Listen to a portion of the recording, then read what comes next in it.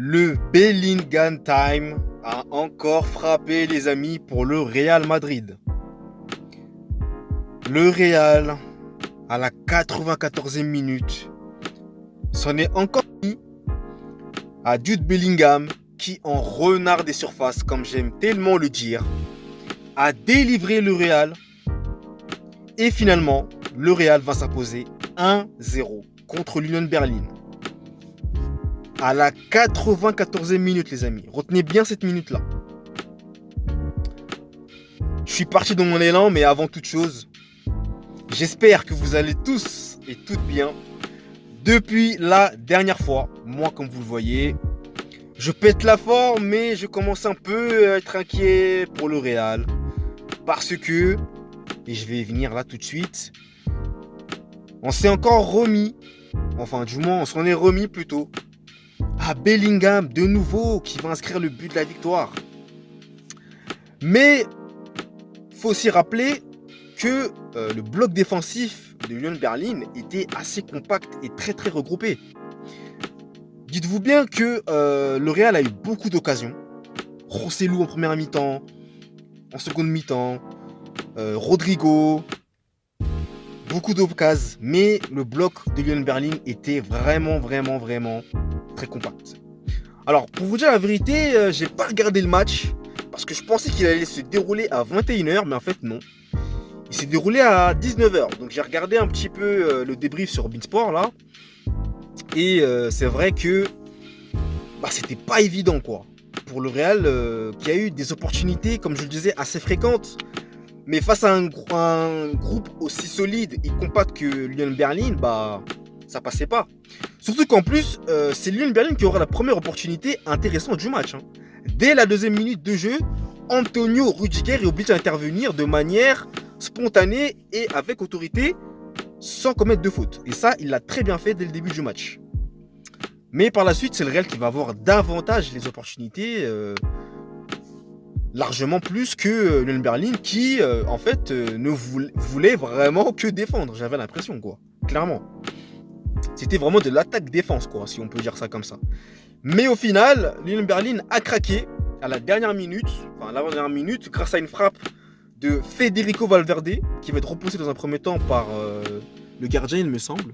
Soit les contrôles, il est repoussé par le gardien. Avant que l'inévitable Jude Bellingham sente que le ballon va être repoussé. Et comme j'ai l'habitude de le dire, et je le répète encore une fois, en renard des surfaces, c'est lui qui met le ballon au fond du filet.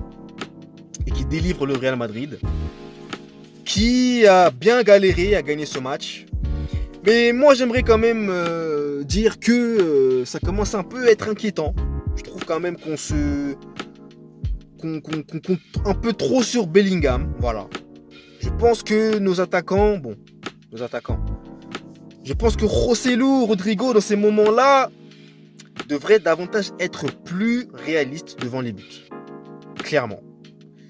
Parce que c'est des matchs comme ça qu'on gagne à l'arraché.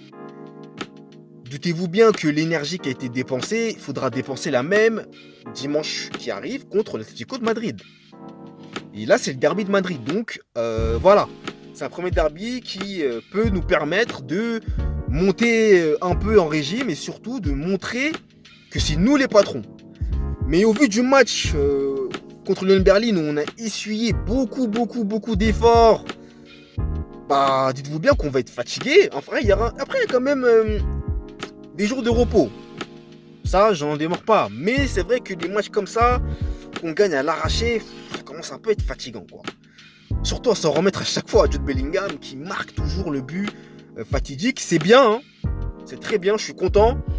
Mais je pense qu'on devrait quand même revoir certaines choses et faire avec ce qu'on a et surtout combler les trous qu'il y a, hein, parce que ça se ressent avec Vinicius Junior notamment. Voilà, donc c'est clair que ça va pas être facile pour le Real cette année, je pense, clairement. Mais bon, je suis optimiste, je reste optimiste et je pense que Ancelotti trouvera la clé qui permettra au Real d'être plus serein et de marquer davantage de buts et d'être plus réaliste devant les buts. Donc voilà les amis, Bellingham, encore buteur et encore sauveur du Real Madrid. Si vous avez apprécié la vidéo, comme c'est la fin, je vous invite à me mettre un j'aime si ce n'est pas encore fait. Un j'aime pas si vous n'avez pas aimé.